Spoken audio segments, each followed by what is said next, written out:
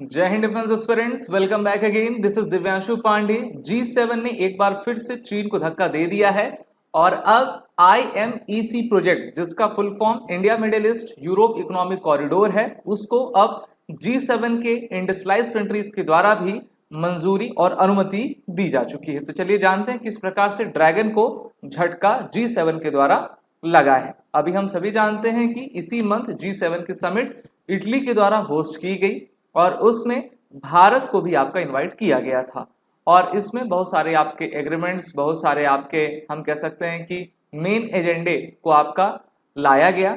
इसमें भारत के लिए भी काफ़ी बड़ी बातें आपकी कही गई हैं। भारत ने energy sector, AI, quantum computing को आपका आगे बढ़ाने के लिए कहा, लेकिन सबसे बड़ी बात है कि ट्रेड की। और ट्रेड के लिए आप सभी जानते हो कि ट्रेड बढ़ाने के लिए चाइना काफ़ी पिछले 20 सालों से आपका अथक प्रयास करता जा रहा है, लेकिन चीन को दो समिट में सबसे बड़ा धक्का लगा है। पहला तो हो गया G20 और दूसरा हो गया G7।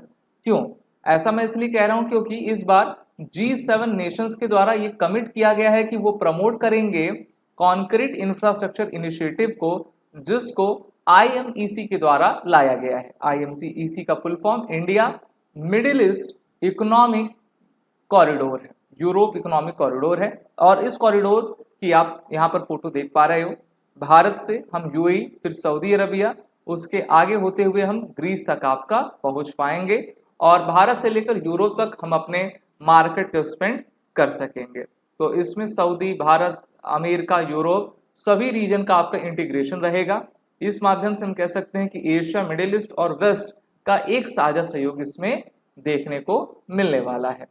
So the IMEC project, which bore seeds in the discussion as early May 23, is investigated to revolutionize connectivity, bypassing the existing roadblocks in India-Pakistan relation and facilitating rail connectivity between Europe and the Persian Gulf states। हम जानते हैं कि चीन दुनिया की दूसरी सबसे बड़ी अर्थव्यवस्था है और वो छोटे छोटे कंट्रीज में अधिक से अधिक लोन को देकर जो है वहाँ के संसाधनों पर अपना कब्जा कर लेता है। और चीन चाहता है कि जो वो बल्क क्वांटिटी में अपने प्रोडक्ट्स को डेवलप करते हैं, मैन्युफैक्चर करते हैं, तो उसकी खपत भी वो करवा सके और उनका दाम भी आपका कम रहता है। तो इसीलिए काफ़ी देशों को, मेनली यूरोप को, नॉर्थन अमेरिकन कंट्रीज़ को चीन के इस बिजनेस स्ट्रेटेजी से काफ़ी आपका धक्का पहुंच रहा है। एक बार फिर से G7 ने कहा है कि हाँ, हम सभी IMEC कॉरिडोर के लिए प्रतिबद्ध हैं। अभी तो हम ये भी देख रहे हैं कि इजराइल और हमास के बीच आपका युद्ध चल रहा है, रशिया यूक्रेन के बीच आपका चल रहा है, लेकिन युद्ध के बीच में भी IMEC प्रोजेक्ट आपका काफ़ी तेजी से आगे बढ़ेगा।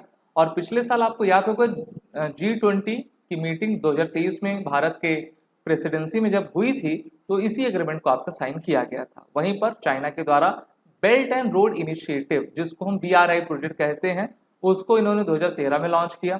उसके माध्यम से चीन चाहता है कि पूरे सेंट्रल एशिया, मिडिल ईस्ट और यूरोप, अफ्रीका में ये अपनी प्रेजेंस आपकी बना सके। लेकिन इनका जो प्रोजेक्ट है वो लैक ऑफ ट्रांसपेरेंसी को आपका सबसे अधिक क्रिटिसिज्म का सामना इसको आपका करना पड़ रहा है।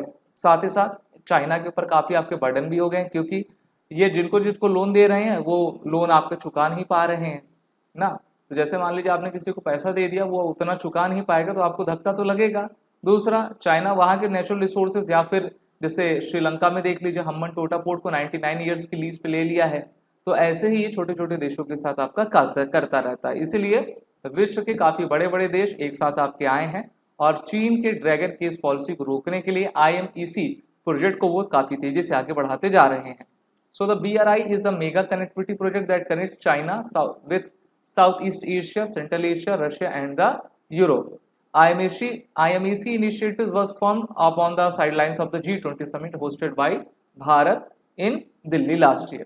इस बार के G20 की जो थीम रखी गई थी वो थी रूल्स बेस्ड इंटरनेशनल सिस्टम, यानी कि सभी लोग रूल्स, कायदे कानून के साथ आगे बढ़ें और अपने जो भी ट्रेड है उसको आपको बढ़ावा दें। अभी देखिए, यूरोपियन यूनियन ने चाइना की EV व्हीकल्स के ऊपर 38% की टैरिफ्स आपकी बढ़ा दी है और चीन का जो बाइडू है या फिर अदर उनके जो हम कह सकते हैं कि मार्केट्स हैं, वो काफ़ी बल्क क्वांटिटी में प्रोडक्ट्स क्रिएट करती हैं और दूसरे देशों को काफ़ी सस्ते दाम पे दे देती हैं, जिससे कि उनकी जो खुद की देश की इंडिजिनाइज इंडस्ट्री है वो हैम्पर हो जाती है।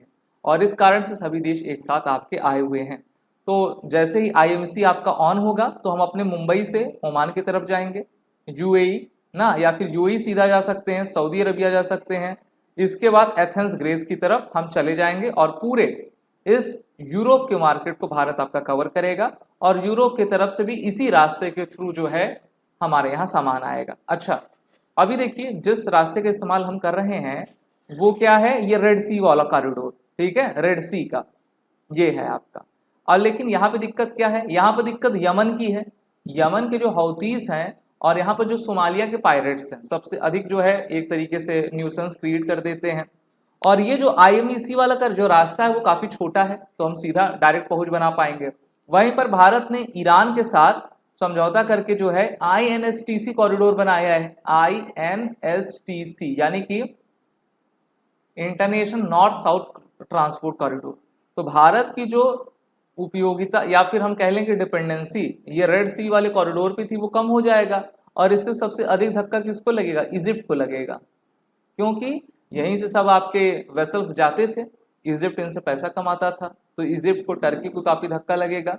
लेकिन वहीं पर जब नया रूट आपका आएगा तो इससे सामान आपके सस्ते होंगे और ट्रेड भी काफ़ी आगे बढ़ेगा। वीडियो अच्छी लगी तो लाइक शेयर जरूर करें। These are the courses running with SSB crack exam.